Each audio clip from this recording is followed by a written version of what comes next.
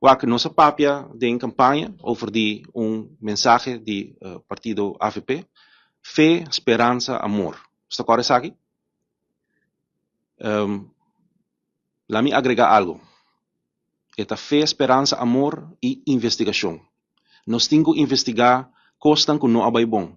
E a impressão que a mim está de que no parlamento, de lo qual está passando, de señalan que nós está para lo que está trata, por exemplo, assunto de AWSS, para lo que está trata, full assunto de diretiva na quanto lugar na web, assunto que na de transição de energia, que o dia de AWE não tem claridade. Não, me quero que o povo de Aruba merece saber o que está going on.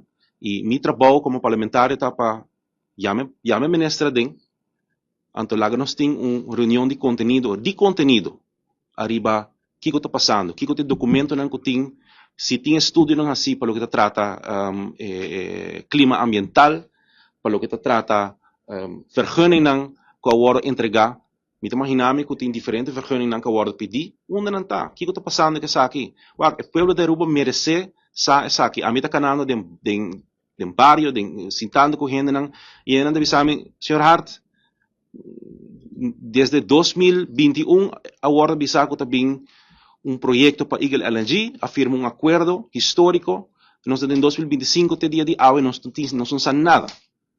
Então, a trove, tem hopi breve, pero carta está agora entregar para o ministro Dowers, Bini, parlamento, den sala de parlamento, Sr. Dowers, bota bom Bini, coffee tá bom que tem, lá nós temos uma reunião, lá nós iba uma discussão de conteúdo, arriba o traspasso, para o que se trata Eagle LNG, sobre o povo de Aruba merece saber o que está a situação atual.